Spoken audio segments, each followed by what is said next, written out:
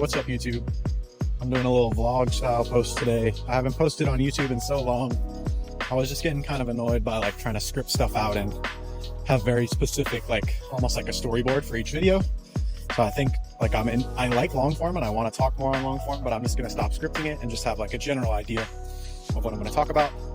So kind of the theme of like the yap that I'm doing today is just about something that I heard from Jake Tura on a podcast recently, where he was talking about tendons. I'm trying to think.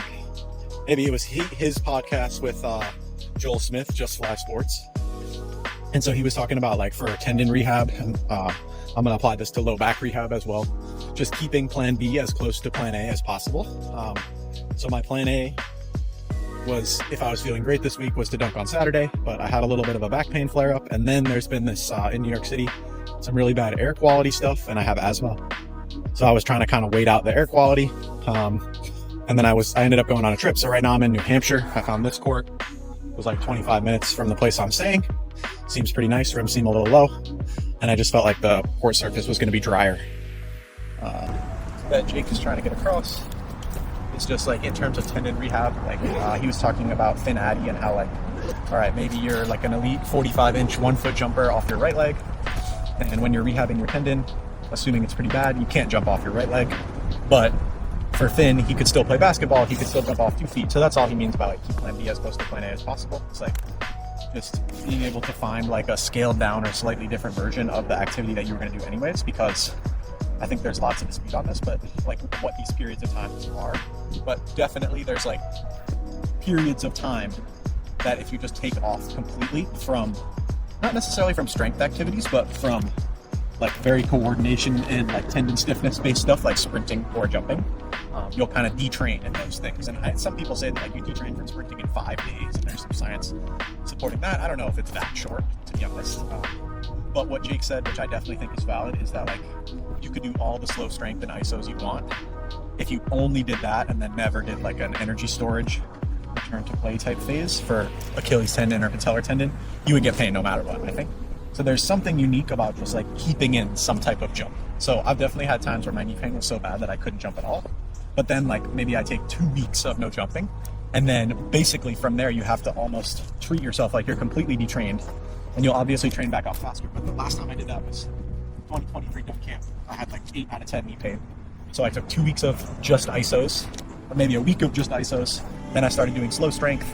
And then this is pretty classic, like Isaiah Rivera, THP, how they would say to do it. And then I did energy storage, which is like box drops instead of box jumps. So that's a good first step. And then from there, I like built up and built up and built up. And basically from that point, that was 2023 dunk camp. I have not gone more than a week without a dunk session. That includes so many crazy injuries. Like I dislocated my shoulder in that time. I've got nose surgery where I was supposed to take like 3 weeks off. But just generally, I think keeping that in lets you progress. Like if you take 3 or 4 weeks off, it can really set you back a lot more than you think.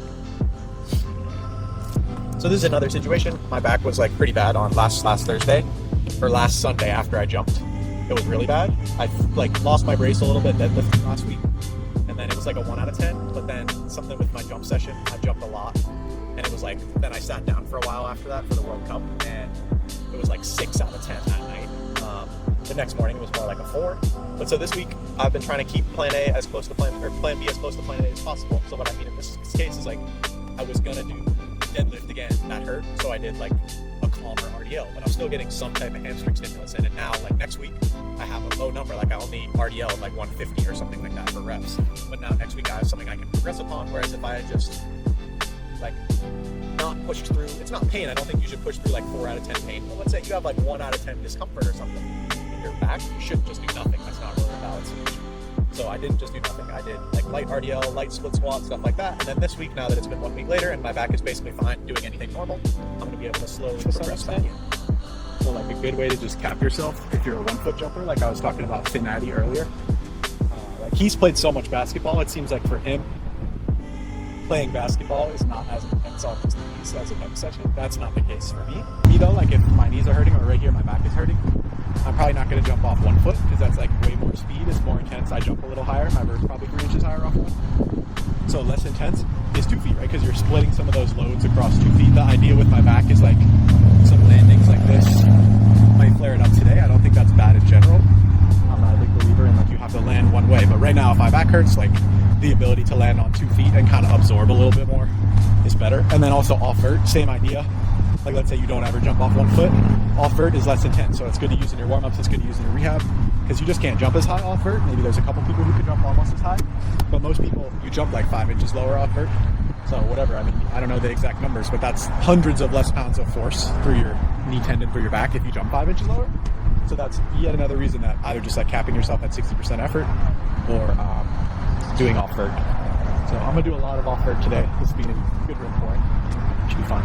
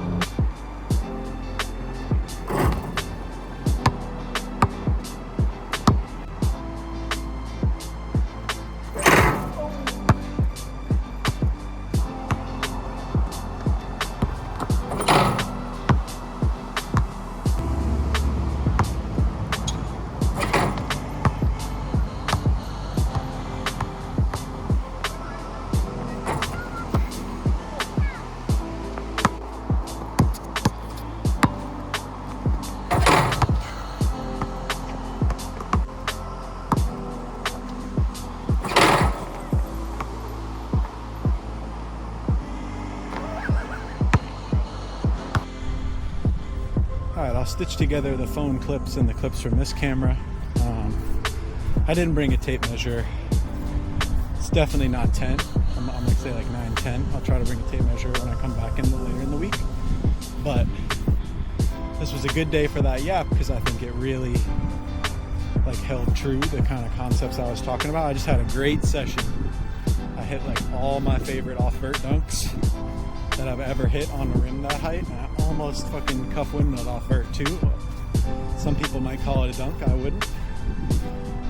But I hit great back scratcher off vert and stuff, so I was able to keep things chill this week, and that was like because I've been so comfortable limiting my effort this week.